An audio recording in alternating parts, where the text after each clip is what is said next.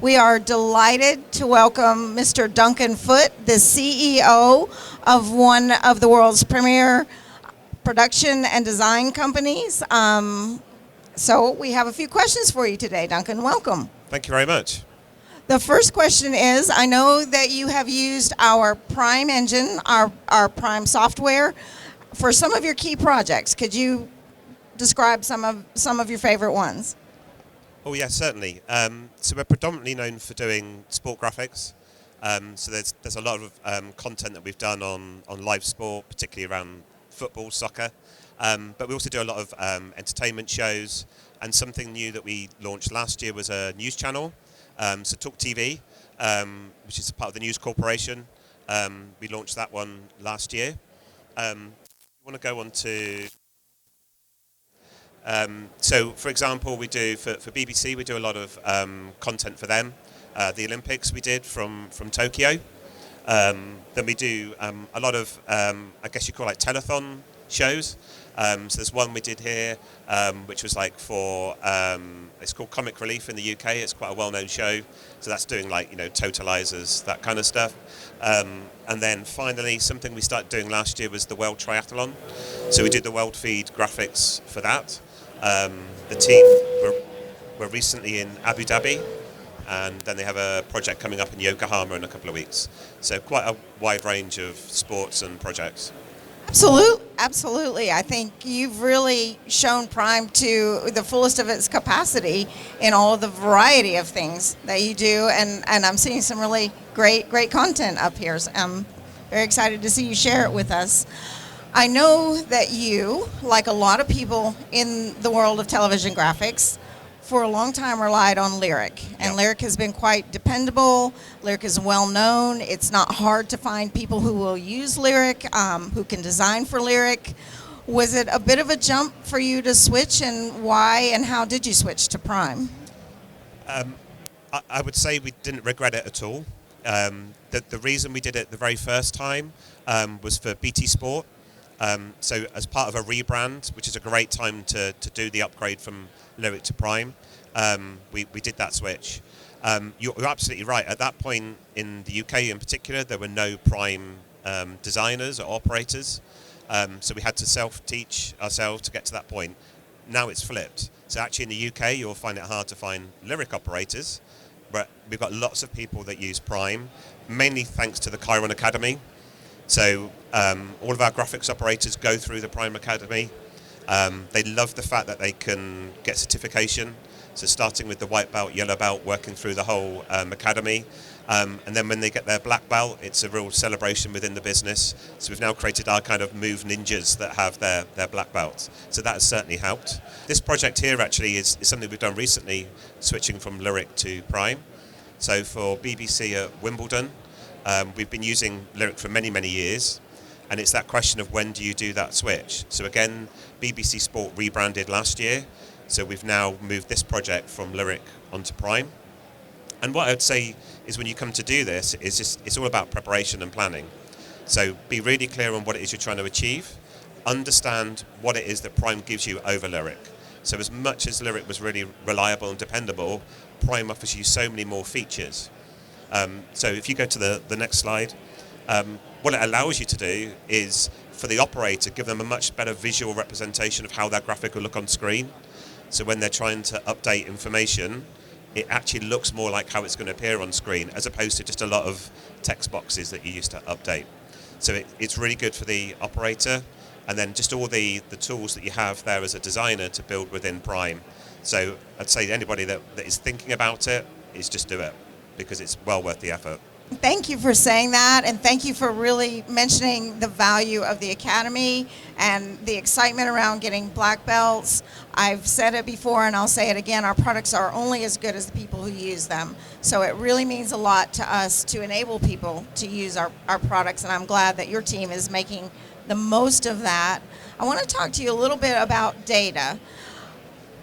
Graphics are the essential purpose of graphics is storytelling, and a big part of the story, whether it's sports, elections, news, is data.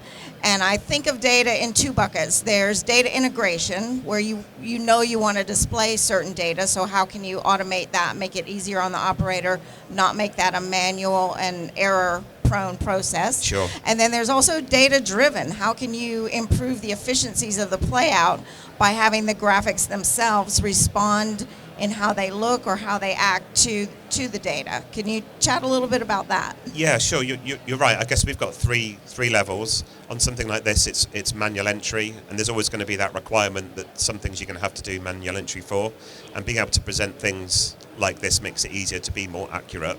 And then you're right, there's two ways of doing some kind of automation. So we have our own graphics interface that we call Chyron, and that's taking in sports data, aggregating that data, and then giving the tools to the operator to do a wide range, whether that's on-screen graphics or AR graphics or video wall graphics.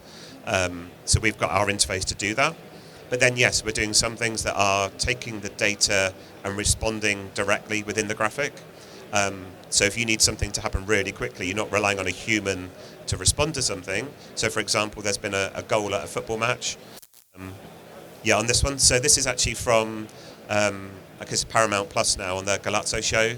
So we used our interface to drive their graphics. But when there's a goal scored, the data comes in automatically from Stats Perform and will trigger on the left-hand side, right-hand side, that there's been a goal, and that will happen automatically. So that alerts all the viewers directly there's been a goal, and then the production company can then respond to that and then show that goal off tape. And then we can update with additional data that you want to add in. So you've got a bit of everything there. That's very interesting, and I'm sure you could probably talk for a couple of hours, if on not data, a couple of absolutely, days, yeah. about that. So maybe we'll have to have you back sometime to chat about that. One of the things I love about seeing the work that you do with Chyron, and the fact that you're a longtime Chyron client, is that you're a very forward-thinking company. It's one thing for us to sell our products to all of our customers, and we love all of our customers, but I know with you, I think there's an extra level of challenge because you have to please your customers. And Sure. So being quite forward-thinking, how does Prime fit into your future plans? Actually, it's got a really good future for us. From a technology point of view, all the different formats have been supported. We, in the UK, we did the first ever 4K production. We did the first ever HDR production, all with Chyron, which has been fantastic. We were the first to do IP. So BT Sport went IP 2 or 3 years ago, and we were the first to integrate that.